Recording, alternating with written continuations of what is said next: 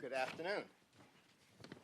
Welcome to IISS and to our panel that was originally entitled A New Yes with Iran, Economics, Logistics, and Timeframes. Now that title was agreed upon like 3.5 weeks ago, and many things have changed in the last 3.5 weeks. I'm David Gordon. I'm the Senior Advisor for Geoeconomics and Strategy at IISS. And we are pleased that everybody came out on this very interesting day when the intelligence chief is testifying about impeachment-related issues. So all of you are here to talk about the really important international relations story, and that's Iran. We organized today's panel as a prelude for the upcoming Manama Dialogue, which IISS is hosting in Bahrain in November. We always do one or two events here in D.C. to act as a sort of build-up of anticipation. It should be a very interesting meeting this year, of course. So to say that much has happened since we came up with the idea of holding this event is clearly an understatement. What we had hoped to do was take advantage of the apparent interest in both senior offices of the U.S. government and of the Iranian government and the interest among European powers to restart a negotiation between Washington and Tehran. Then the following 6 things happened. On the 10th of September, the president fired John Bolton, who had been the most significant opponent of this endeavor in the senior ranks of the U.S. government. 3 days later, or 4 days later, on September 14th, of course, there was the massive attack on the Abqaiq refining complex in Saudi Arabia that the Houthis, at least initially, took, quote, credit, unquote, for, and most of the people most experts believe that this is unlikely to have occurred without at least a large component of direction and participation from Iran.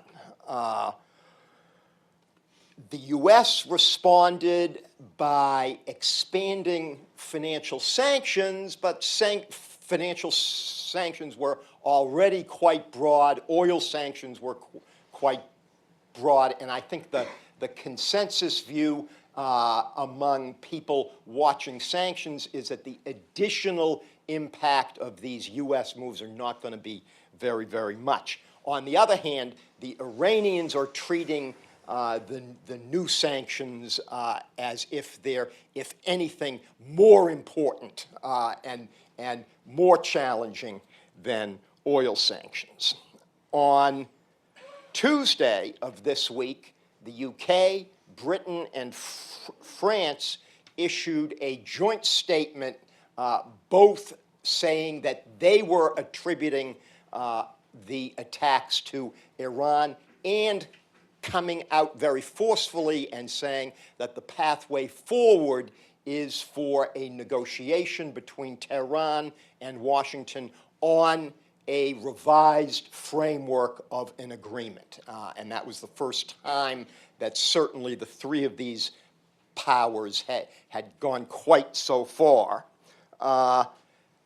Just this morning, when I looked at the price of oil, Brent was down to just a little bit over $61 a barrel, which means that 90% of the price increase that was generated from the attacks on Abqaiq 2 weeks ago, less than 2 weeks ago, has now been erased, and the price is well within the trading range of oil in recent months. Finally, we're now on Thursday, and as yet, President Trump and President Rouhani have not met in New York.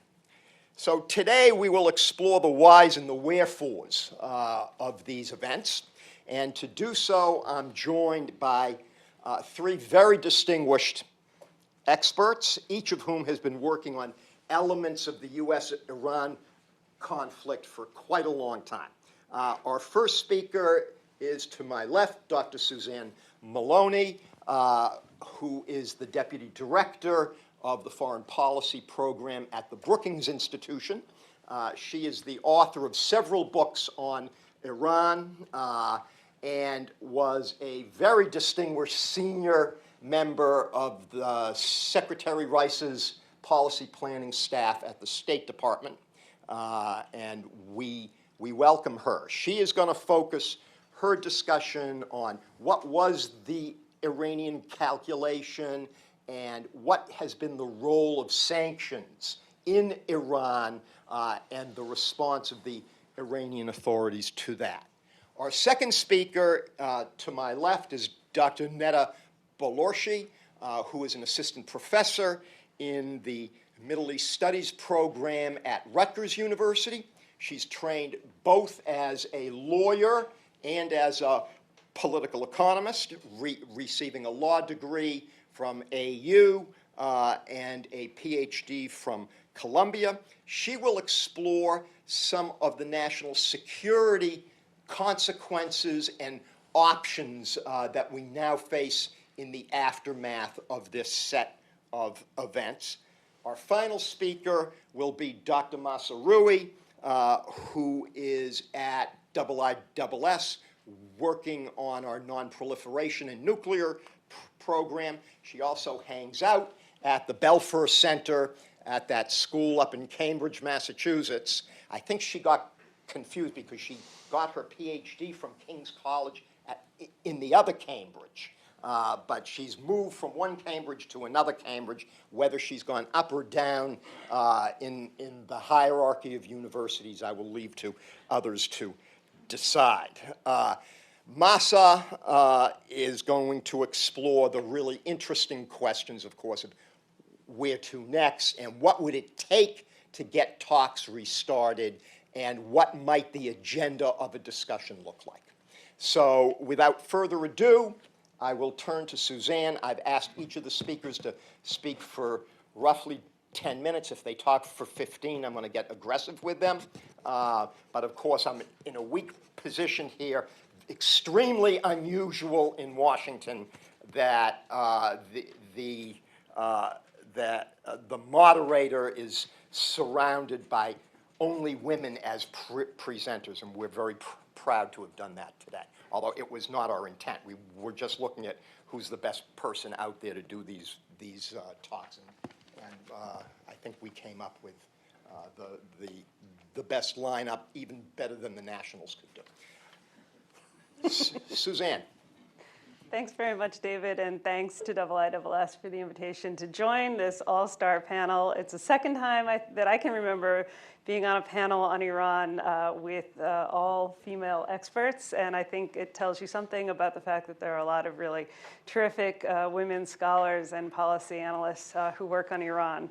And so I'm glad to see that we're all getting a chance to speak here today and more frequently around town.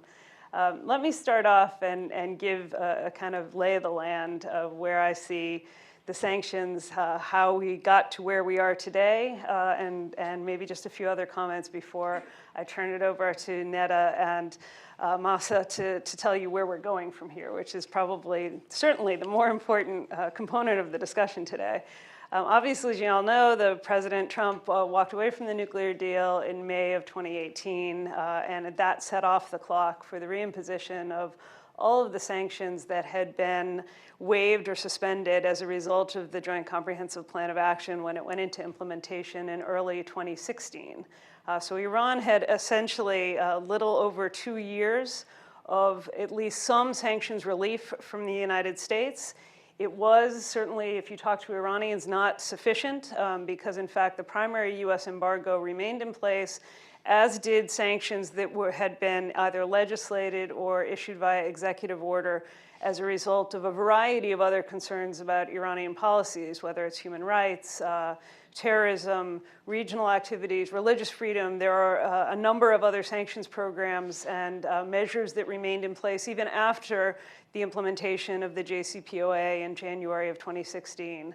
But what happened in the aftermath of President Trump's decision to walk away from the deal and to reimpose the sanctions has demonstrated, I think, the severity of the American unilateral measures. They went into effect in August and then again in November of 2018.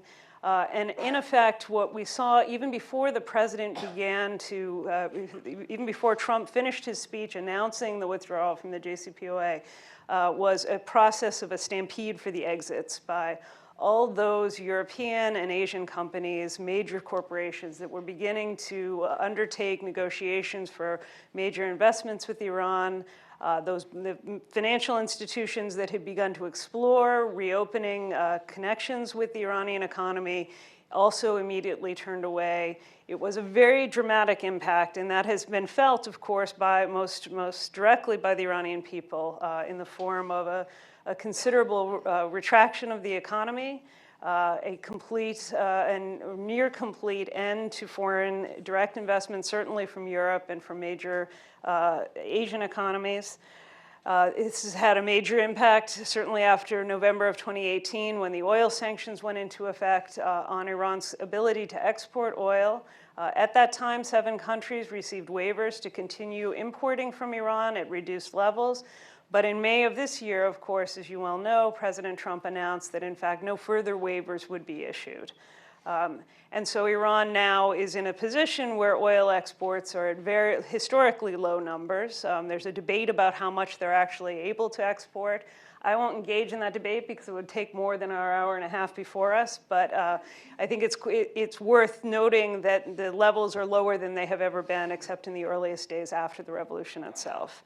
And even for the exports that Iran is able to maintain, much of those revenues cannot be repatriated because of the lack of financial connectivity between institutions of banking. So Iran is not repatriating the revenues for much of the oil that it is actually exporting. This has had a massive impact on ordinary Iranians with skyrocketing inflation, higher unemployment levels. It played into an economy that, as I'm sure many of you well know, was already suffering from considerable structural distortions that required massive reforms that might have been undertaken by a Rouhani second term had, in fact, the international circumstances turned out somewhat differently. But in effect, none of those reforms have gone forward. What the government has been forced to do is to try to manage a way through under increasingly constrained economic circumstances. This has involved putting back in place some of the efforts to provide subsidized goods and products. Iranians are waiting in some cities in long lines to get access to subsidized meat. This is reminiscent of the worst days of the Iran-Iraq War. And as I'm sure, again, as you all know, as you've all heard, the value of the currency declined by 2/3, and that has had just a devastating impact on the purchasing power of the ordinary Iranian.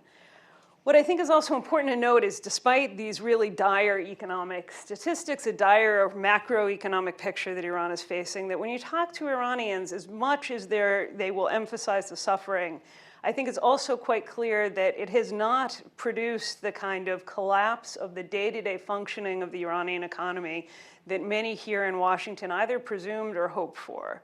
that in fact the government, much as it did under prior periods of sanctions, dating back even to the period of the nationalization between 1951 and 1953 of Iran's oil industry, when the British prevented the export of essentially all Iranian oil during that period, the government is finding a way to muddle through non-oil trade, through barter trade, through other mechanisms of managing in a very constrained set of circumstances. And while I'm not trying to in any way underestimate or downplay the impact that these sanctions have had on ordinary Iranians, I think it's also important to recognize that what we're not seeing is a rush to the streets, and at least some of those who track protests and demonstrations, which have always been undertaken on a semi-regular basis by Iranians, whether it's over the price of goods, whether it's over financial institutions that closed and didn't return creditors or deposits of creditors. There's been a long history of Iranians going to the streets in relatively small numbers to express grievances, often over economic issues, teacher strikes, trucker strikes. All of these sorts of things have happened somewhat regularly over the course of the past 40 years, and in fact appeared to peak after the Joint Comprehensive Plan of Action was put into implementation. You all probably remember the events of late 2017 and early 2018, when protests rocked 80 Iranian cities over the course of several days, largely, again, driven by economic grievances, but expressing virulently anti-regime rhetoric by the time they peaked. What we've seen, in fact, since the imposition of sanctions, at least if one utilizes the data that's been shared by researchers who are studying this here as well as in the region, is that that level of protests has actually appeared to decline. And this isn't entirely surprising for a variety of reasons. But it certainly may surprise the Trump administration, which was counting on, or at least some components of the Trump administration were counting on a popular uprising in response to the frustrations of the increasing economic hardship. We are not yet seeing that. It's not to say it won't happen or that it can't happen. But as one of the foremost scholars of Iran, Asef Bayat, has written, poor people don't tend to have the luxury of protest. And so when people are suffering financial constraints, whether it's because they're rallying behind the flag or whether it's because they're simply, it's taking more time to manage their daily lives as a result of the financial constraints they're under, they don't have the luxury to go to the streets and protest. Whatever the explanation, we're not seeing that kind of domestic backlash internally at this point. I want to say just a few words, as David asked me to do, about the response to the sanctions. The Iranian government was relatively restrained, I think, to the surprise of many of those in this town and elsewhere who supported the JCPOA and criticized President Trump for walking away. We all wrote fairly dire, catastrophic predictions of what might happen in the aftermath of an exit by the United States and reimposition of sanctions, and it was essentially cataclysmic predictions. And for the first year, almost none of that happened. Iran maintained its already high level of engagement in a variety of conflicts across the region. I don't mean to suggest that they retrenched, but what we did not see was immediate retaliation, either toward the United States or to other parties. Why is this? A variety of explanations, I think. The Iranians were waiting to see how the Europeans would react, how individual firms, companies, and investors would react, how effective the American sanctions would be. And they gave a considerable degree of leeway and worked closely with the Europeans to try to identify remedies and found very little real serious options for, in fact, compensating for the American pressure. What we're learning from this experience, as I said before, is just how powerful sanctions are. And I don't mean sanctions writ large. What I mean are the financial measures that have become incredibly powerful since in the aftermath of 9/11. As a result of both the Patriot Act and a series of executive orders that have given the U.S. executive branch far more capacity to target first terrorist financing and now, of course, financing for nonproliferation as well. And that these measures don't really rely on international support or cooperation. They, in fact, weaponize the compliance structures of international financial institutions and other international firms and investors who simply say it's not worth the risk I am being forced to choose between doing business in Iran and doing business or having any access to the US dollar, the US market. And as I think you all can guess, that's no choice at all. But it still came as a surprise to the Iranians that the sanctions would be as successful and as powerful as they were, as quickly as they were. They gave a full year, I think, of both patience on the nuclear front in terms of abiding by their JCPOA obligations and in terms of the way they responded across the region. But something changed, obviously, over the course of the past few months. And I think that this is a recognition that there are both economic and diplomatic benefits to taking a more aggressive posture. With the announcement by the Trump administration in May that they would try to drive Iranian exports down to zero, try to drive Iranian oil revenues down to zero, we saw really a shift in the Iranian posture and a series of relatively incremental escalations over the summer. And then, of course, if we are to attribute, as I think we can and should, the recent attack in Saudi Arabia to Iranian orchestration, if not Iranian undertaking, then a much more dramatic escalation. And the explanation is simple, that it helps their bottom line. Even a minor temporary boost in oil prices is a net positive. Makes it easier for them to get their barrels, which they have to heavily discount, out to gray markets. It makes it more difficult for President Trump to continue to maintain a hard posture on sanctions if, in fact, he can at least worry, or at least he has reason to worry about the possible impact on the global economy and therefore on his own re-election prospects. It also drives home the message that Iran has been sending to its neighbors in a fairly consistent way and to the rest of the world in a consistent way since the mid-1980s, the worst times of the Iran-Iraq War, that if Iran can't export its oil, its neighbors won't be able to export its oil. It's a way of demonstrating that, and frankly, it's very effective because what happened after the initial small attacks on tankers in Fujairah and in the Gulf this summer was that the Emiratis suddenly realized that they might have an incentive in turning down the temperature a little bit, both in terms of their presence in Yemen and in terms of their dialogue with the Iranians themselves. And I think that this message, the message of the attack, most recently was directed squarely at MBS at Saudi Arabia by striking, as my colleague Bruce Riedel has said, the heart of the Saudi economy, the heart of the Saudi state in many ways.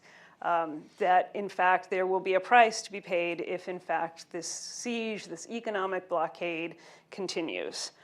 Let me just end with a couple of points on sanctions and on where I think we're going from here, and then I'll turn it to the people who are really tasked with those two subjects. One is just a warning. I think sanctions are incredibly powerful in terms of having an economic impact. I think they're actually terrible tools of negotiation, and in particular with the Iranians. There's some literature that shows in other cases, and I think it does apply to Iran, that trying to use sanctions as a negotiating tool is complicated by the fact that we either overestimate or underestimate. The target underestimates the value of sanctions waivers or modest sanctions adjustments as an incentive, and we overestimate their value. We thought caviar carpets and pistachios were a really great thing to give to the Iranian economy back in the 1990s, and the Iranians said, we don't really care. And there's an argument on both sides, but the point is simply that we don't have a common understanding of this as a sort of bargaining chip. We don't have a common valuation as a bargaining chip of sanctions. And that's in part because, of course, the Iranians have very little understanding of US sanctions law and of the broader international financial compliance system that empowers these measures. One of the points that I often make is during the negotiations that led up to the Algiers Accord in 1981, there was from the very start, and at times much more constructive and important than the diplomatic channel, there was a bankers channel that took place for good reason, because there were massive assets involved on both sides. But that was critically important to structuring a settlement that in fact met the expectations and needs of both sides. And I think any future negotiations with Iran will have to include some kind of a specific role for people with expertise in the international financial system, again, on both sides. They didn't have it the last time. Secondly, in terms of sanctions and negotiations, I'd just say that we are in a position now as a result of both the experience of 2+ years with the JCPOA and now the post-JCPOA or post-US role in the JCPOA period. We are in a situation where I think it's going to be difficult to return to compartmentalized negotiations with Iran. It's not optimal. I'm not a fan of the grand bargain any more than anyone else is. But what Iran has to have taken away from the experience both before and after President Trump's withdrawal is that if you have siloed tracks of negotiations on which you're trying to make progress, they will always be vulnerable to problems and issues that arise in the other silos. And in fact, most of the pressure around the nuclear deal was not because of the inadequacies of the deal itself or its terms, but was because it emanated as a result of concerns about Iran's regional activities and the failure of the deal to address those. So that's just one point. From here, I think we're likely to see more of the same, which makes, I think, the sorts of comments both about sanctions and about how to get to yes from Mahsa that much more important. Iranians have seen that escalation pays, that escalation doesn't yet pose a cost to their own prospects. It might even benefit by galvanizing international action. And I'm afraid we're going to see things are going to get a lot worse before they get better. Thanks. Thank you. Neda. So as you have said, my remarks are split in two. The first is a follow-up on a good chunk of what Suzanne has laid out on sanctions, and the second is specifically on the attacks in Saudi Arabia. First, about the sanctions on Iran, I want to use them to enlarge the scope a bit to talk about long-term national security concerns. As most of you probably know, yesterday the Treasury Department placed sanctions on five Chinese companies, 4 individuals, in relation to their participation in delivering, shipping Iranian oil. And so the Treasury Department has used Executive Order 13846 in order to sanction these individuals, and in turn has specifically said that they could have but did not sanction the larger corporate entities of these subsidiaries or other individuals related to these Chinese individuals. I.e., what the Treasury Department is saying, we could have made this a whole lot worse, but we didn't. And they have that power within the Treasury Department to do that. And so the reason I'm bringing this up is, for those who don't know, it demonstrates the vast, broad, and really unbridled power of the Treasury Department in conjunction with issues relating to national security. And the situation is that in this instance, the department has limited itself, and I think that it's in no small part to that the United States government is in negotiations with China on other things, and that China owes a large part of our debt. And so I think for this reason, in this measure, the Treasury Department was tempered. But I'm here to use that to talk about the bigger picture, in that the Treasury Department, what it can do versus what it did in this moment. And that it's enhanced enforcement environment. And this isn't just, and I also want to make this very clear, not about the Trump administration. For the past 10 years, OFAC has been operating under an enhanced enforcement environment. From 2008, there were about 104 penalties or settlements in which OFAC dealt with companies or individuals. From those 104 violations, it generated about $3 million. So that comes to about $33,000 per violation. In 2009, this decreased from 104 violations to 27 violations. From 27 violations, OFAC generated 22 times the dollar amount. So that's per violation. It went from $11,000 per violation to $250,000 per violation. So we're talking over in 2009, $77 million. This has continued. The number of provision violations or penalties and sanctions has stayed between roughly 16 to 27. Last year, or I should say so far, in 2019, OFAC has generated over $1 trillion. Yeah, $1 trillion. $285,394,219 off of 21 settlements or actionable violations. My point of telling you all of that is that this is going to, and Suzanne said it very clearly at a certain point in her conversation, not only those who we are working against, those we are trying to sanction, Iran, China, but also our allies think that we have weaponized the American financial system. And those numbers are the evidence that they rely on. That in essence, when Congress passed legislation increasing that amount, then the enforcement arms have used that to go after friends and enemies. And it affects everyone's bottom line. So where am I going with this on national security? Here's the thing on where I'm going with this on national security, is that the more we sanction, and the more or I should say the US government, OFAC, the Treasury Department sanctions, increases those costs per violation, the more banks do what's called debanking. They just get out. And some of you are like, great, it's exactly what we want. We want banks to not take that risk. We want banks to not deal with these individuals. We want banks to not help finance these actions. Okay? But there are a couple of problems with that. First and foremost is we no longer have a mechanism to track any of those people. We have no mechanism. To the larger national security, I can talk to you about charities, the most at-risk environments, again, how it affects our allies, but to the national security point, if we are imposing those kind of sanctions and banks are debanking, they're getting out of those environments, we have no mechanism to track. It increases the onus on the national intelligence community to do the work that they're tasked to do when previously it was a little bit easier.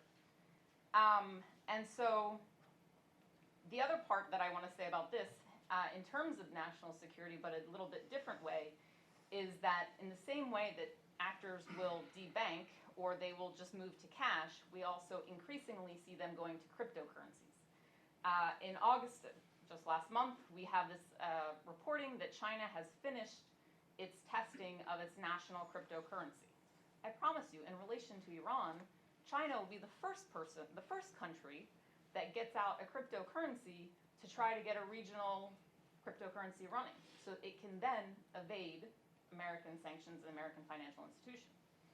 I'm pretty sure a lot of people know this. I'm not saying anything new, but in terms of the foreign policy and using OFAC as a weapon of American foreign policy, one, it doesn't help us with negotiations, but two, it makes the work of the intelligence community more difficult, and it's catalyzing this investment in cryptocurrencies. So I'm going to sort of leave part one on that very quickly. And then the second thing that I wanted to talk about is the September 12th attacks on Saudi Arabia. And I thoroughly agree that we have to assume if Iran was not directly involved, indirectly involved, and we should ask ourselves, why would they at the highest levels approve of such an action? And one, be clear that this is not a rogue cell, that if it was indeed Iran, that it was approved at the highest levels, and why they would do so when everybody has been claiming or hoping that Rouhani and President Trump would be meeting in New York this month. Why would they sort of take this very large risk? And so I think those who have made the argument that this is part of the Iranian, that their actions fall within historical behavior of counterattacks, that Tehran retaliates against its neighbors or the international community when one or more of them has harmed or cornered the country is correct. This counterattack posture enables Iran to say that it's not the aggressor in a particular situation, and it can even constitute the forward defense posture that Iran has historically taken. And so I concur with those, and I also can kind of agree that Iran has wanted to test its regional adversary, Saudi Arabia. I also agree largely that it wanted to jolt the global energy markets ahead of any potential meeting, but I disagree with some of the assumptions about these bigger arguments. Like I said, Iran had no intention of meeting with President Trump at the United Nations. The Iranians have made very clear for months that they would not meet the president. Foreign Minister Zarif got sanctioned for not meeting the president, and he himself has said that nobody would be meeting with President Trump unless there's a return to the JCPOA or some sort of replacement akin to the JCPOA, or this idea of a permanent sanctions ban for a permanent nuclear ban, i.e. the United States promises, and the agreement would have to be that there would be a permanent ban on sanctions on Iran in exchange for Iran's permanent ban of nuclear development. This is so somewhere in these parameters. And I would just like to say, just because Foreign Minister Zarif has said we are amenable to a deal doesn't mean that he's going to meet with President Trump. He's amenable to a deal, not a meeting. They're very different things. And so I think that this very wishful thinking about a meeting is wishful thinking at best. I think it's a little bit ignorant at worst about Iranians and the historical negotiations and how they've occurred. Two, I think that the belief about a meeting without any restoration or replacement of the JCPOA either ignores or is ignorant of Khamenei's forbidding of such a thing. Again, Zarif has made very clear, and I'm sure it's because he has orders to make it very clear, that there will be no meeting. So senior leadership in Iran doesn't have to bomb Saudi Arabia in order to get its own personnel in line. They just say it, and it should happen. Also, senior leadership in Iran is very clear that any sort of meeting would be the equivalent of political suicide. None of them will be meeting with President Trump. Not last May, not in July, and most certainly not in September. And they don't have to go bomb another country to deliver that message to their own people. Third, I would say that Iran did not launch these attacks because they anticipated a huge lasting price increase. I think Suzanne is completely correct that a minimal price increase for 48 hours, yes. But I think this is sort of a cherry on top business. If Iran, again, and we're assuming that they are behind it, decided to do this attack, they also decided the location of the damage, right? And so as you all saw, the nice neat line right across some of those facilities, that nice horizontal line, so we know, one, they have an advancement in technology, but two, that they also decided the location of damage, the extent of damage, and they could have made it worse. Now, you may be thinking they didn't make it worse because this may have posed retaliation against them. True. But Iran knows what the world's oil supply is. So it may be just, one, testing the markets, but also testing reaction. But they also chose the date, Saturday. By the time the markets opened back on Monday, trading was only $3 above what it was on Friday. So you get a little bit extra, right? The Iranians made a little bit of money at a great gamble, but that's not why they did it. Yes? So to why they did it. I have about, similarly, 4 reasons to why they did it. 1, the Iranians are talking to Europe. This is not clearly about the United States because they understand that President Trump is not really going to agree to what they want. There's no returning to the JCPOA for President Trump. Firing National Security Advisor Bolton is symbolic. And he's not giving them the idea that there is going to be this ban on nuclear development for a ban on sanctions. So the Iranians have to do something, and clearly Russia and China aren't going to press President Trump for them. This is largely about Europe, and the Iranians think that Europe has been getting a free ride, that Europe is not invested in the JCPOA actually. And what that means is that they're not willing to take action. They're not putting money on the road. They're not politically advancing themselves and the cause too much. So this is an action to warn Europe, things can get worse and they can get worse fast. You should do something before that happens. This is really about Europe. Yes, 2, it is about the Saudis. I think that the Iranians learned that when the Emiratis figured out that one day of attacks, if there's a war, the first day of attacks on the Emirates will cost $1 trillion. When the Emiratis figured that out, they backed off a little bit. Maybe we should rethink this whole aggressive stance we're taking. The Iranians delivered that message to the Saudis very forcefully that they too should rethink an aggressive posture. I think in turn we've seen the Saudis back down a little bit. They didn't use aggressive language in their response. And as a result, the Iranians feel that maybe this was a huge gamble that may be right. I'm not sure I agree with them. But may have been worth the gamble. 3, the Iranians wanted to basically say they're not afraid of a fight. If anybody thought that the Iranians are afraid of a fight, they now know that they're not. As part of that, they may possibly start a war to get sanctions relief. I don't think that will happen, but it's a possibility in their calculations. Importantly, I think they wanted to show off some of their technological advancement and that they are capable of this. Everyone who analyzes Iranian behavior and military actions always talks about how great the Iranians are in terms of asymmetrical warfare.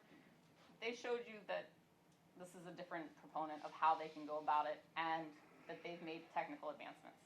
And 4, I think importantly, in Tehran's calculus in all of this is to show that the maximum pressure policy is not working.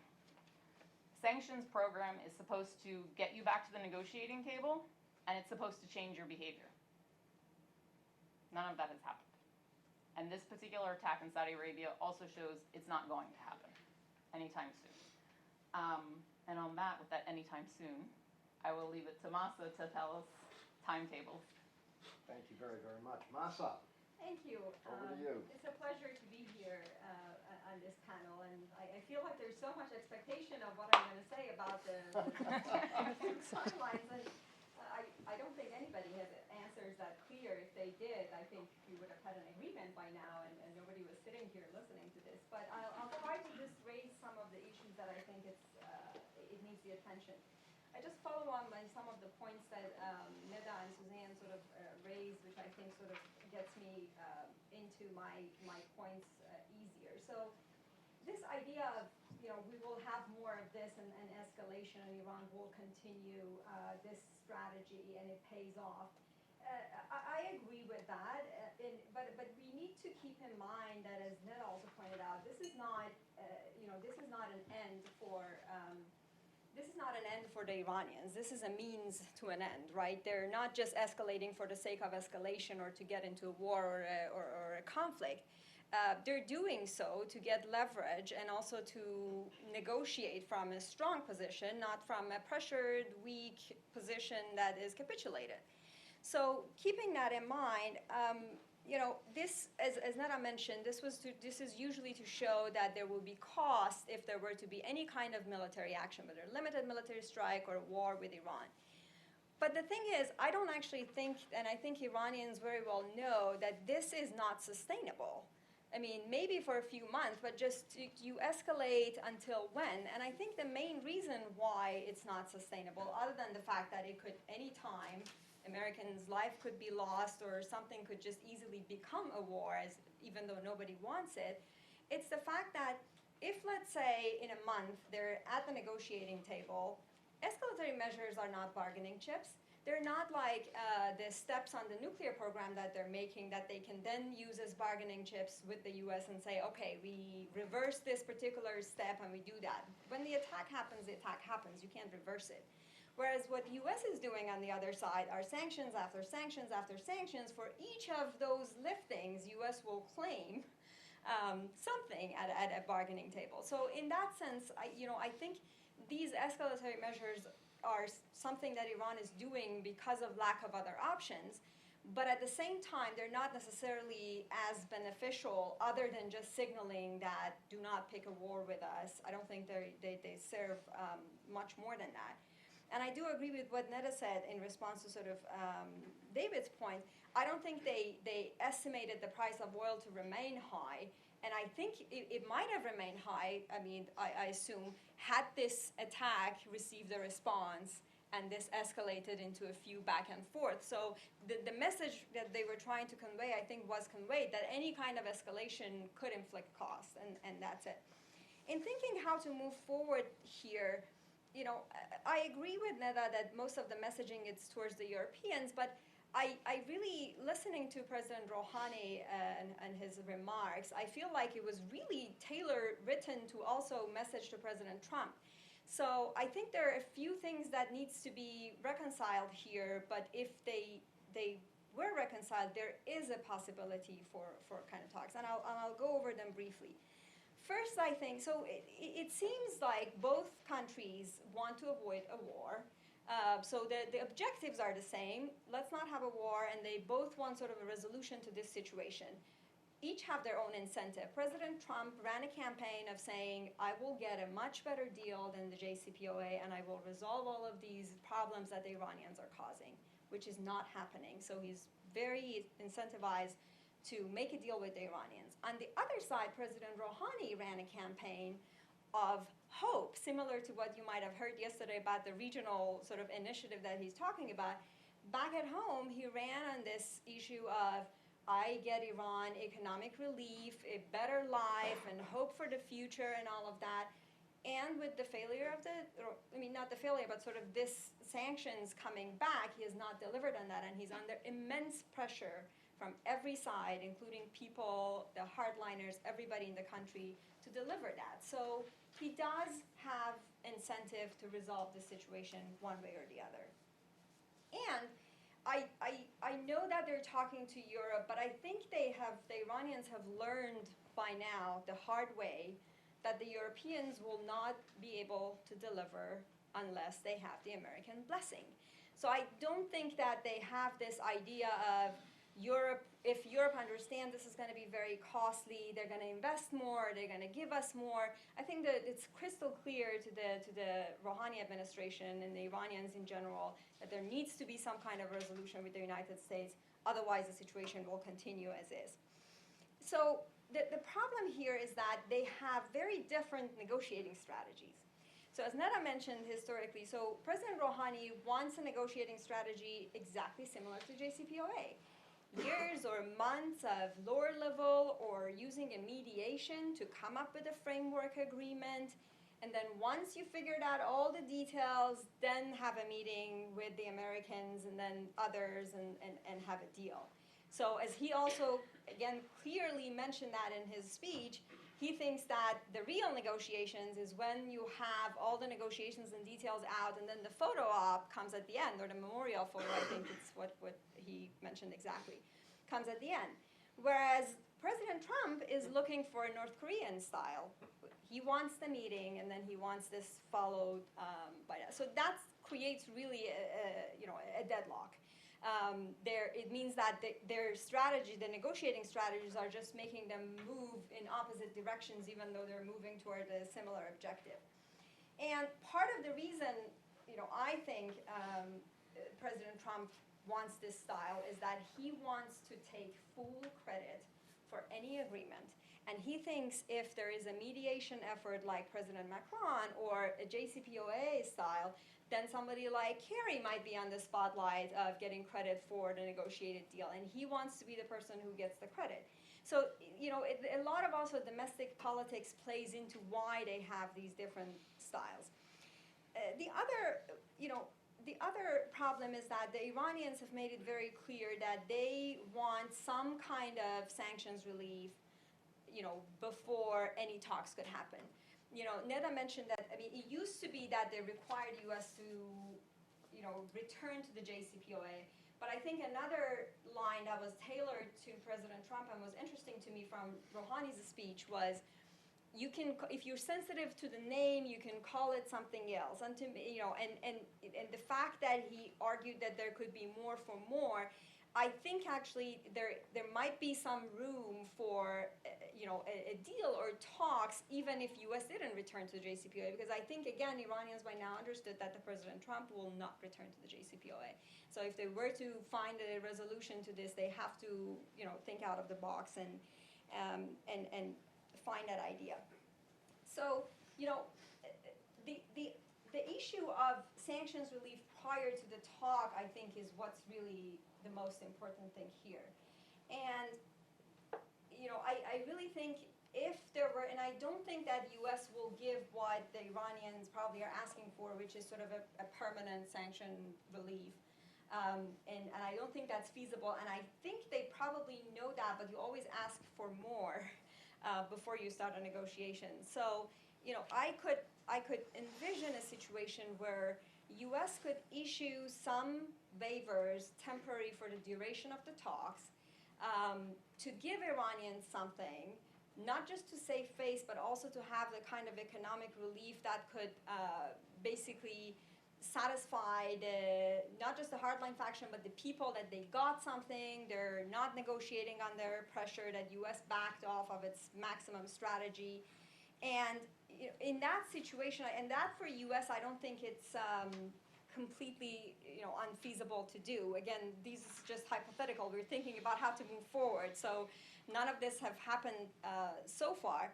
And I think, for instance, President Macron's kind of initiative would have been a good sort of way to just de-escalate or take a step forward, except that it was Macron's initiative and it would not have been Trump's great deal. And so, but the sort of idea of how you can find ways that doesn't remove the sanctions completely, as U.S. doesn't want to do this, but still provide something to the Iranians to come to the table is what's required. And I think in that situation, then we could start with a meeting, and then sort of throughout the meeting or followed by the meeting, there would be more negotiations, lower level negotiations, as President Trump is looking for. But there has got to be some kind of understanding of where this is going and what Iran is getting. And I think given the particular situation, it might be appealing for the Iranians to get some relief on the oil sanctions for the duration of talks, and then to see how things are going. And what is really, I think, important to think about here is that time is of essence. I could still envision a possibility now or for a few months that what I'm suggesting could move forward, but this will not be the case as we get closer to the election time in Iran. Usually, a president, or if we consider President Rouhani a moderate president, is getting close to an election and it's his second term, it is very unlikely that the hardline factions or the supreme leader will allow any kind of outrage at that point. Because again, at that point, they would much rather take credit for it themselves, and I think they believe that they will win the next election, given the circumstances.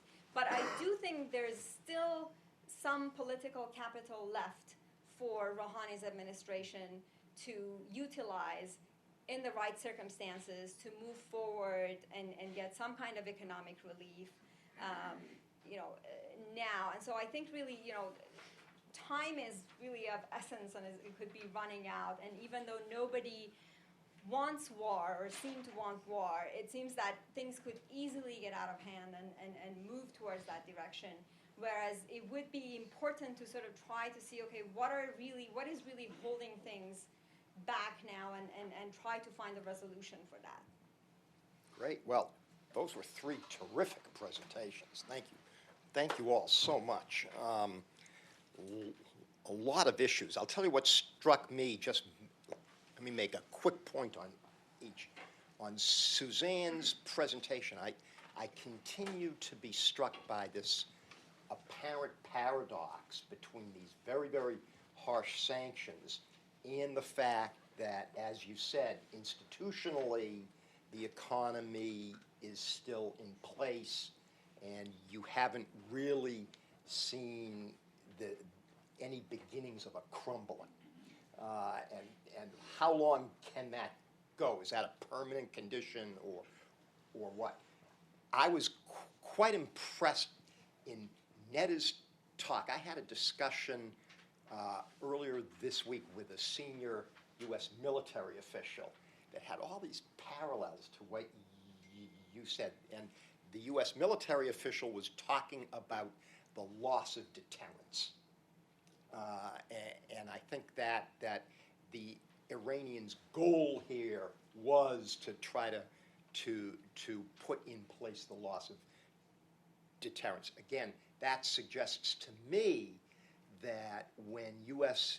military officials begin to discuss responses with President Trump in the aftermath of the Saudis' more complete set of findings, that there's likely to be a very strong push by the U.S. military, despite the fact that they don't want to get into a war, for a response that will at least go part of the way towards restoring deterrence.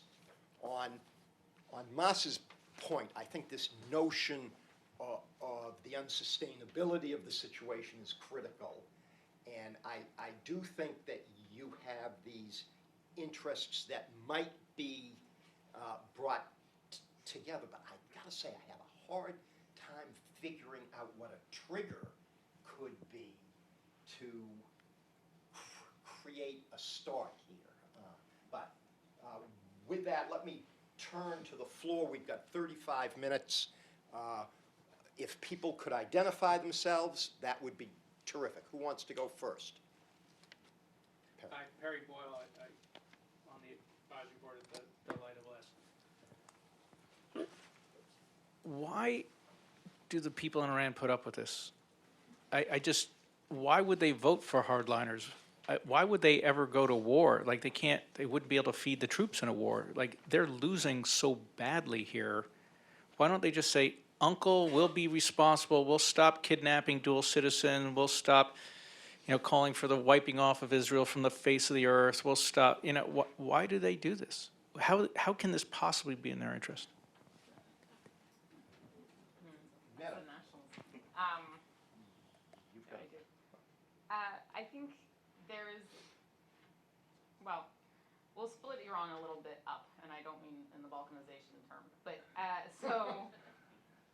on the one side, you have people who thoroughly support this government in one form or the other, right? Because of what? Well, one, you have everybody under 40 who's been raised this way, right? So, I mean, I could make parallels to you about sociology of religion, Okay. or how we are raised to be nationalists in America. I mean, you have parallels the world over. This is sort of basic theories of nationalism. On the flip side, for the other portion that is not necessarily supporting the Islamic Republic as it exists, this is their home. This is their country. So even if they don't support the government, you don't know what's going to happen. And let's be very clear, the whole entire neighborhood is on fire. Iraq is just getting it together. And so they have prime examples of why they should not get out on the street, why they should not take action against the government. And those are very vivid to them. They are very clear, and the Iranian government is very clear that if not for this government, the borders would be down and Iran would be overrun. So some of that is very much part of the messaging, and some of it is the messaging of what's happening in their neighborhood. Wherever the United States has not been successful. I mean, we have slave trade markets in Libya. Like, these are very vivid examples of why not to do something.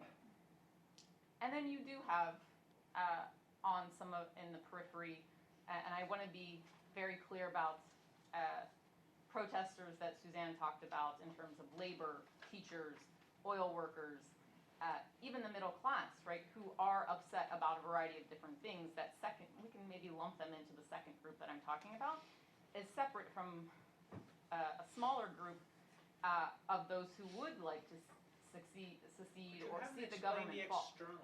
The external agitation in Lebanon, in Africa, in Yemen, like how is that helping this case for them? Because it's so I think the question is basically why does Iran engage with groups elsewhere? It's their forward defense. And so Iran invests all this money as a mechanism abroad, as a mechanism of deterrence, right? And so if it has friends, as I think they call them, or the U.S. refers to them as proxies, which may not be the best label, it is leverage. And so I actually talked about that 2 years ago here, in that you will not see the transnational groups in Syria leave Syria. Right? That is the Iranian leverage in Syria over Israel. This is, and I think I called it then tit for tat. This is the psychological payback of surrounding Iran. Right? There has been decades-long threat about overthrowing Iran. Now you're going to have to deal with it in spades in return. And that's, they think of it as nobody's going to attack us now because they're afraid that we will ask our friends, our proxies, to do something elsewhere. And so also you will see when the Houthis when they stated that they were responsible, they simultaneously said, and we would like to thank those friends, our friends in Saudi Arabia. So it pays. Sure. Just a couple of points. So, following on what Neda said in terms of Iran's deterrence, since the Iran-Iraq war and since the revolution with the, mounting sanctions on Iran's military, Iran's, defense capabilities and just military capabilities are outdated. They were American prior to the revolution, and since the American sanctions, they've never been able to be built. Their air force has particularly been suffering.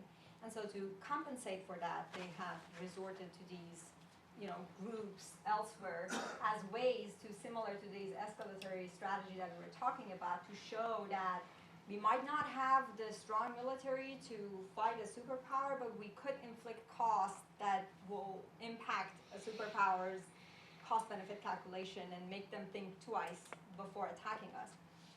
The way it translates into a lot of people, it was through ISIS. There was this narrative amongst a lot of Iranians that had it not been for these non-state actors and Iran's sort of extraterritorial activities, we would have fought ISIS inside Iran. And it was what we had in Iraq, that whether true or not, but this was a very strong and sort of widespread narrative, and not just amongst the hardliners, but for many people. And the other thing about why people are not uprising, I think Neda mentioned, but I add to that is that, I grew up during the revolution and the war, during the war, not the revolution, but I lived through that post-revolutionary. If you live through that, and you really do not want to experience it again. And a lot of people in Iran associate the war with the revolution. They do think it was the weakness of what the revolution brought that allowed sort of that kind of attack and that 8-year war going. And that still is, people still live with chemical weapons, survivors. It's a real thing. If you lived in Tehran and you go to a pharmacy, you see them. You go to school, your friends' fathers. It's something that they live, and they really do not wish that upon themselves. And even those who are against the regime, they also look at now Afghanistan, more than so after, and they think, okay, the regime collapses, we'll engage in a war. How many years? And then the U.S. will negotiate with Taliban, with RGC. And if we were to do that, we might as well spare ourselves those years of misery and just live with what it's not, great, but at least we have some kind of security and some kind of minimal life. Thank you. I've got a bunch of hands. I'm going to start taking several questions, or we're not going to get very far. Down here first, I have a couple. Yes. My name is Martha Harris, and something that was said about the difficulty of negotiating further in silos struck me, and I was relating it to some of your points at the end about how to go forward. And your framework about going forward seemed to suggest that if the U.S. gave something, then maybe there could be talks. But to me, that belies the point made earlier that we're now in a different world where it's very difficult to narrowly focus. I mean, maybe we think it broad, but in the grand scheme of things, only on the proliferation issues. So I can't imagine a situation where the U.S. would give sanction relief unless Iran gave something. Please. I'm Harlan Ullman with the Atlantic Council. Thank you for a really excellent presentation. An observation and then a question on the attack. About deterrence, you have to realize that Iran probably has the capacity to do far greater damage to us, including cyber, than we appreciate, which is probably the reason why Donald Trump did not retaliate after the Global Hawk was shot down. General Dunford had given the president a primer. And we need to realize that Iran has a large number of asymmetric capabilities that can do huge damage if they so choose to use it. My question is about the attack of these. That attack was really quite impressive.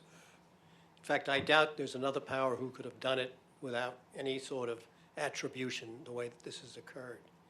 But it's interesting that the site was chosen, one reason specifically, because it was a desulfurization center for Saudi Arabia.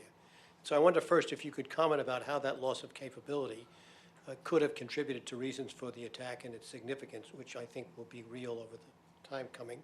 Second, how do we know that the Saudis who showed the debris actually got that debris and remains from the attack sites and it didn't come from a garage or a cellar? And thirdly, why has it taken so long, almost 2 weeks, to find out who did it? Is that because of the difficulty, or is that because there may be some people who don't want to see full attribution, possibly even in the United States, not wanting to take some sort of retaliation? Good questions. Back first, yes. Yes. No, right here. Pink tie. Sorry. Thank you. Chris Bidwell from Federation of American Scientists. Thank you all for great presentations. Lots of depth there to chew on. I have 1,000 questions, but I'll keep it down to 1.5. First to Dr. Neda. You put out an amazing statistic of about $1 trillion based on 21, if I heard you right, actions. I'm curious if you have a breakdown between which were those who were banks, which were oil companies, and which were friends versus which were non-friends. I think that might be an important factoid.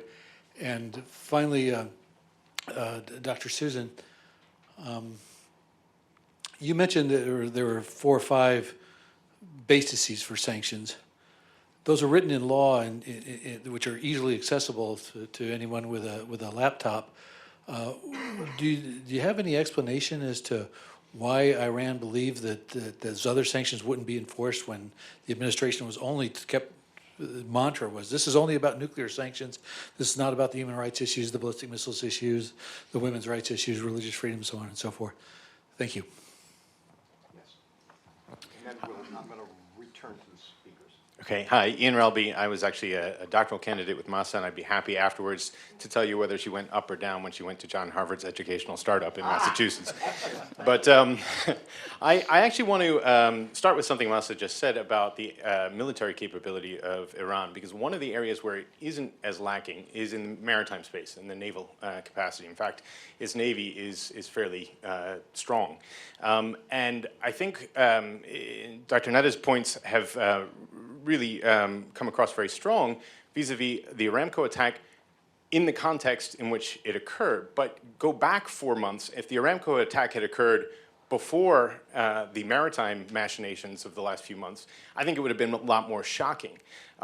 So I'm curious if we could go back to some of those other attacks, particularly the ones in the Straits of Hormuz, because strategically it makes sense that why they would want to push back against the Emirates. But why would you want to do it in your own backyard, or really your own front yard, in an area where if it went even a little bit wrong, it could have led to an extremely costly spill that would have affected the economy much, much more than not doing anything. So I'm just curious if we could talk a little bit about the more maritime implications of all this. Interesting questions. Thank you. Suzanne, why don't we just start comment on whichever were addressed to things that you would like to comment on. Okay, I'll go real quickly. On that last question, why would the Iranians mess about in the Strait? They did it very carefully. They hit like a methane tanker. They hit empty small ships. Their proxies attacked 1 or 2 pumping stations, easily repairable, reversible steps. And I think that was designed to send a message of capability and intent, but to avoid any kind of escalatory spiral that they weren't ready for. I'm going in reverse order real quickly. Why did the Iranians think all the sanctions would come off? They didn't really think all the sanctions would come off. They were told incessantly during the negotiations that wouldn't be the case. It was well understood. It's in the JCPOA itself. But they sold it at home as, you know, the pathway to complete unfettered access to the international financial system.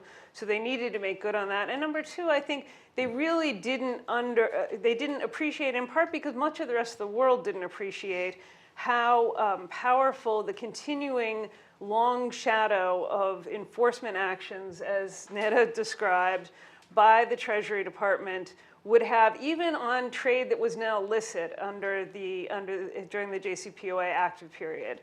And they didn't also appreciate that, frankly, the Iranian economy isn't the Chinese economy. countries, companies, individuals are not going to risk a lot for a market of 80 million people. It's valuable, it's interesting. There's a lot, it's one of the few sort of emerging economies where there's a lot of excitement and growth potential. But fundamentally, if that risked access to the US market, it was a no-brainer. So I don't think there was a good understanding, and as I said, I think there were lots of people in May of 2018, the conventional wisdom here in Washington and in many European capitals was the U.S. really, those sanctions won't do a lot because you need international support to make sanctions effective. Just, I guess, one other point about the trade-offs and the question of how do you do a deal and can you, in fact, make traction in a transactional way or in an incremental way. I think it's going to be really, really difficult, but ultimately at the same time, you might be able to do a kind of Shanghai Declaration where you assert some common principles and understanding, but you are going to have to take this in bite-sized chunks to actually make progress on negotiations. I think the challenge is going to be doing it in a way that's interlinked and where success can breed more success rather than getting stuck on the regional side, making it impossible to make progress on the nuclear piece. About the question on the desulfurization, this goes again to how really smart and how much information Iran had, because basically by taking out the desulfurization tanks, the Saudis can't convert and sell a particular type of oil. So I'm not sure if you saw, but for the Japanese, they've just told them that in essence, they're not going to get their typical, I think it's heavy crude, and that's what they are going to end up with is medium and light. And so there's a cost differential, there's an efficiency differential, and by taking out desulfurization tanks, what ends up happening is Iran delivers a heavy blow without, to this gentleman's point, actually causing particular environmental damage. I think Suzanne has answered your question on the environment. The gentleman next to you, I did not bring the breakdown on between banks versus individuals versus companies, but I will say the compliance firms are very busy. There is a firm in DC, not a law firm, but they're full of former prosecutors and actually one of the defense attorneys for the French banks, and I can barely get her on the phone, so they're very busy. The compliance programs are phenomenally busy, and if you are running a good compliance program, you're doing it every year to 2 years. When I said that the staying clear of OFAC is not just costly, it's very costly. And so they not only invest in technology to stay compliant, they bring in those consultants. So I think the number of banks being sanctioned or settling, even though I don't have it in front of me, I think they're going down. Thank you. So I'm just going to comment. I mean, Suzanne and Neda responded to almost everything on the naval incidents. A couple of things. First of all, when Iran was still selling oil as usual, whenever they threatened about, not maintaining security of Strait of Hormuz, nobody would take it seriously because everybody knew that there would be losing just as much as anybody else. But the problem is, as they will have less and less to lose, they would be more, towards sort of taking more riskier and escalatory actions because they're not using it as they used to as expected, so they want to inflict costs and sort of change the status quo. And as Suzanne mentioned, they were very careful with the naval incidents, and I think that the recent attack also sort of shows kind of how, if it was in fact them who did it, they would be like, we are not just focusing on the waterways. There are other ways we can disrupt the oil market. So, if we want to, there are different ways which we can approach this. And cyber, I think, as you mentioned, could be another one. But I think they know that there is an understanding about the cyber issue. But these are just sort of different ways that they show how they can inflict cost.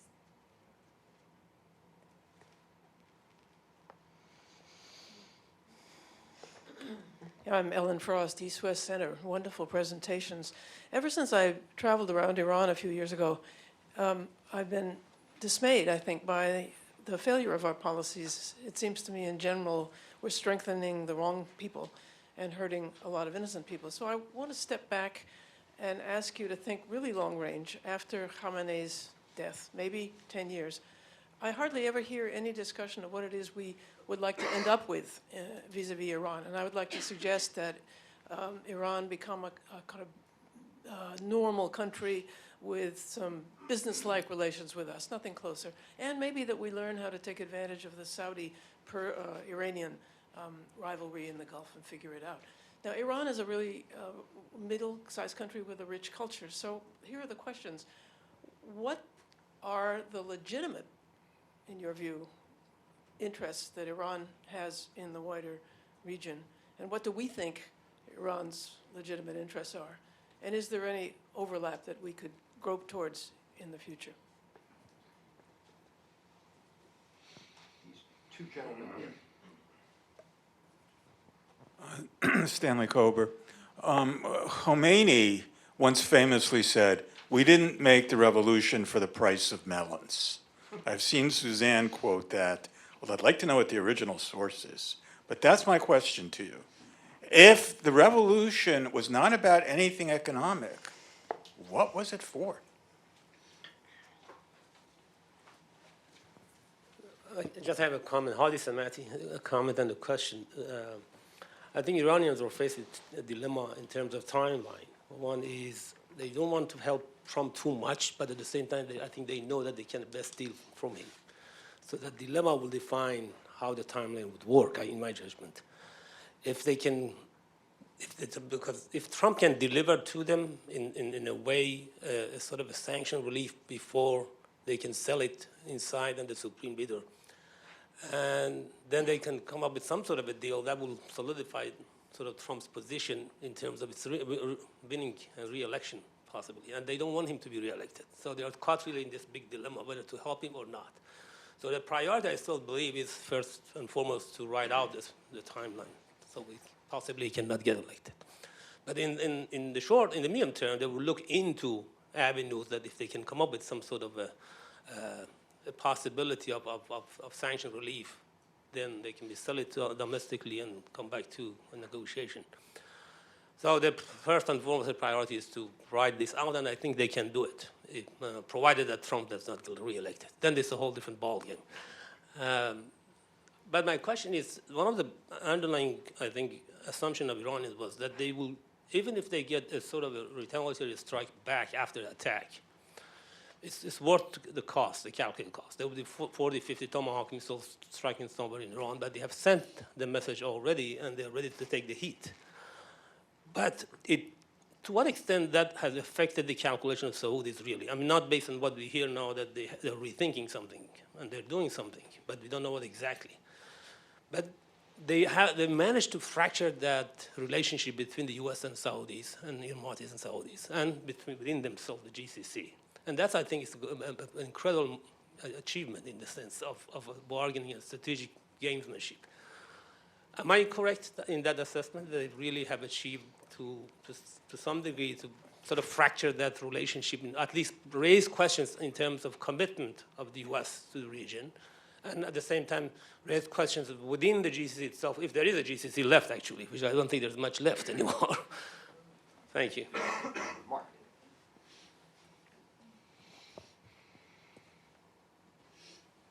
Thanks. Mark Fitzpatrick. I was the executive director here before we had such all-star panels. Mahsa, you mentioned the Macron initiative, and I have a kind of a small question about that.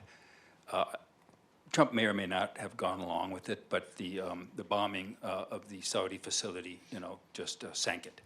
And similarly, in June, there was an initiative by Japan to try to, try something, and same day that the same hour he was meeting with Khamenei, somebody attacked a ship, and so that initiative also went nowhere. The Japanese-owned tanker. Yeah, Japanese-owned ship. So, Suzanne, you said that people have differences in how they value sanctions relief. But here in the Macron initiative, there was dollar figure attached to it. So it was $15 billion. Was it just way too small for the Iranians? Would it have mattered if it was 50 billion?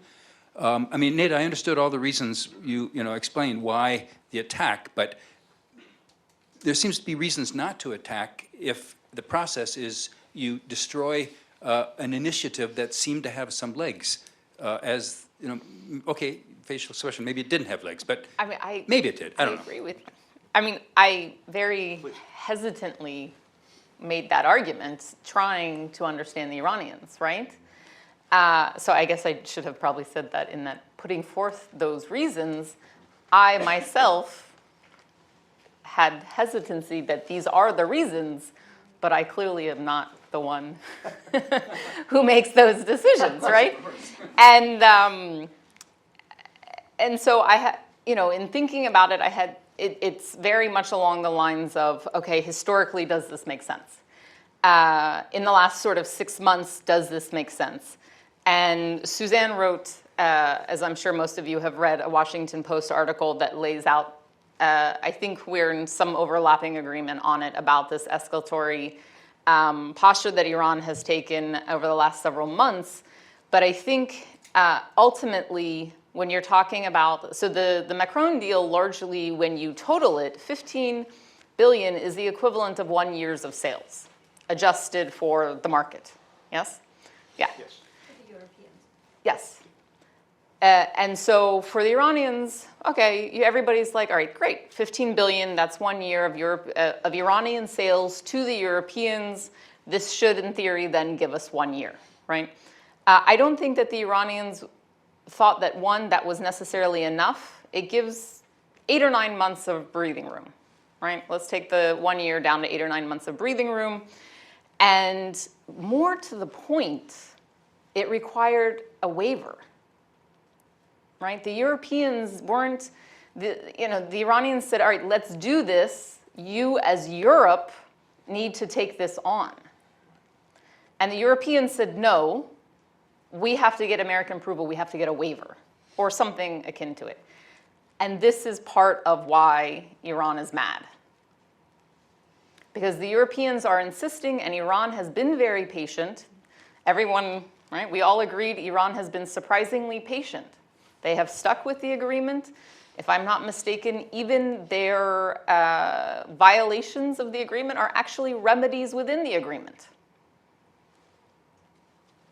So legally, they're within the 4 corners. Yeah? No? Fungible? Fungible. So to the Iranians, that's not enough, right? It gives, and then also, it's giving you 8 or 9 months of negotiations. You have an election next year. We already had somebody say, do the Iranians tip Trump in? They may already assume that he's going to win, but they don't need to help him along the way. They need the Europeans to do more. And the Europeans are demanding that the Iranians continue to be patient, and I think the Iranians are just tired of being told to be patient. So, first to Mark's question, to just follow on Neda's, this is just my, assessment, and it's a bit hypothetical because obviously there's no evidence. But the narrative on the Iranian side isn't actually that the deals weren't good enough, is that there was none. So one way to think about it is that on both cases, they were assured that this is not happening, and then the attack happened. So on the Macron specifically, from my understanding is that it was conveyed very clearly that no, President Trump will not approve waivers and that he wants a meeting. And He so would it not was approve waivers before a meeting. yes, Yeah. or that he would give sort of guarantee that he would approve it at a meeting. So neither of that. So he If would. you were the meeting that you could. Exactly. So that the expectation, and the same for the Japanese mediation. So my understanding is that the request has been conveyed that we don't tell you anything, that what could possibly be agreed or not agreed upon, let's just meet. Once we have a one-on-one meeting, then we'll move forward from there. And that's what's been frustrating, because obviously they need something of substance ahead of time. But again, this is one narrative. Obviously there are other narratives out there. in response to your question, if I were to I've worked on Iran's grand strategy for years and studied it, and if I were to say that the legitimate interests or concerns, one would be defense and deterrence, obviously, and then another would be a strong regional role. They are a middle-sized power, but in their region, they consider themselves as a regional power.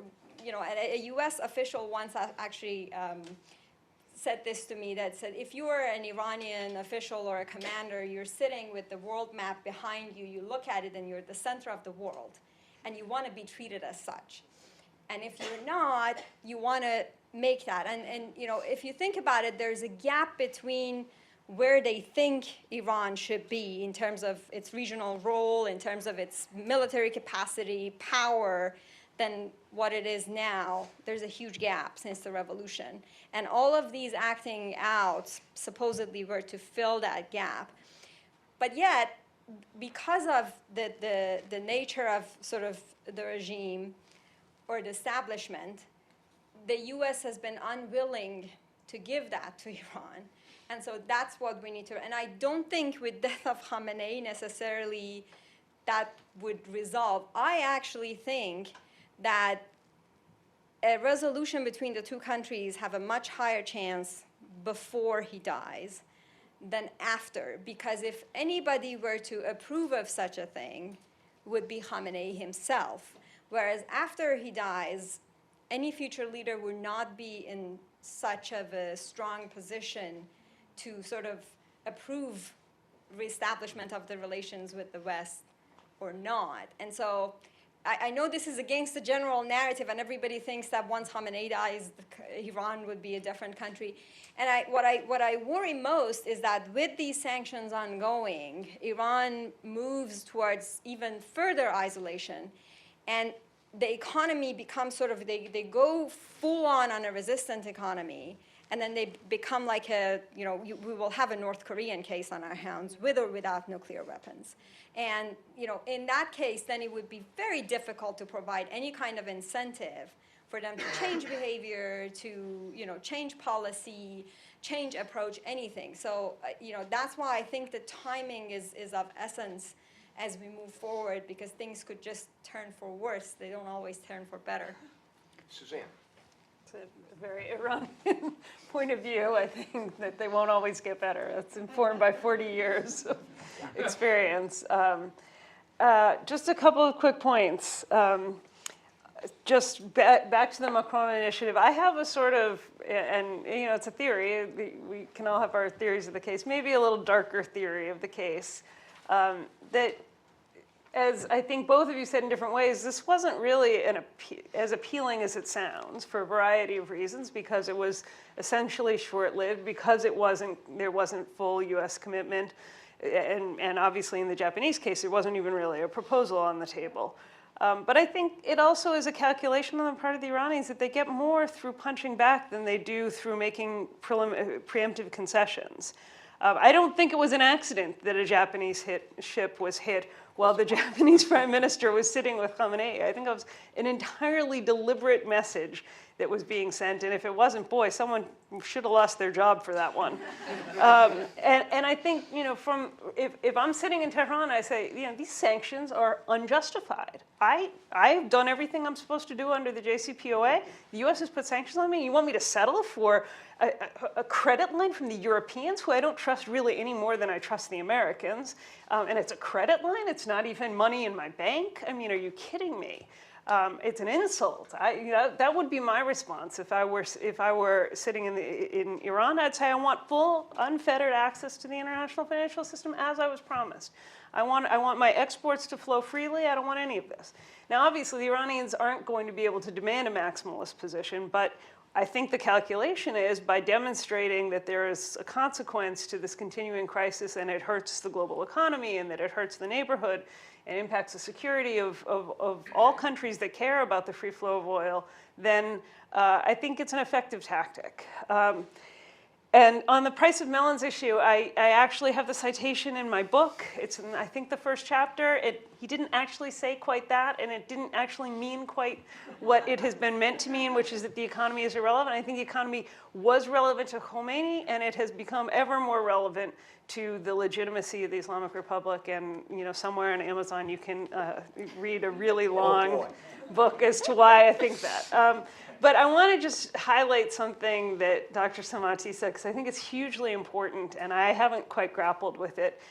This idea that the sort of American commitment to the security of the Gulf has been one of the core security principles, Democratic, Republican administration, unquestioned for decades, implemented on several significant occasions, and we're seeing it undone in real time without any actual commentary or thought about what either the consequences are or the replacement will be.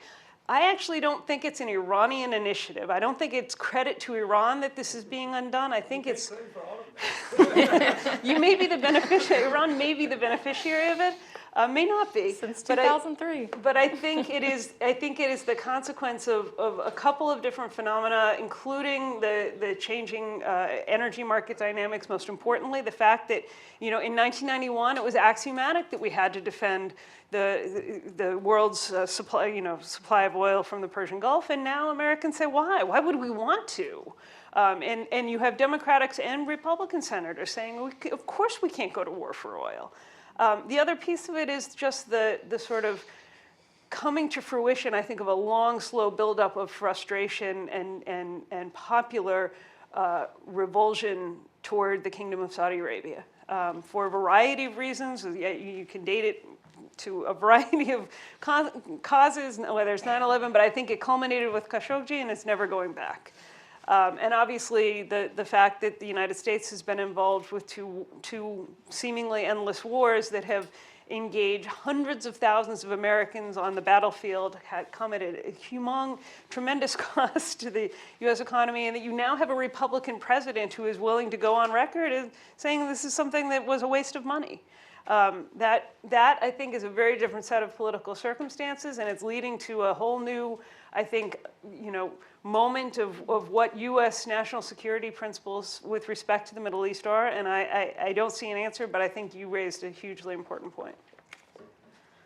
So we've come to the end of our time. I'm sure the speakers would be available for at least a few minutes afterwards. I apologize for not getting to all of the questions. I think our speakers have earned a pretty big round of applause for it.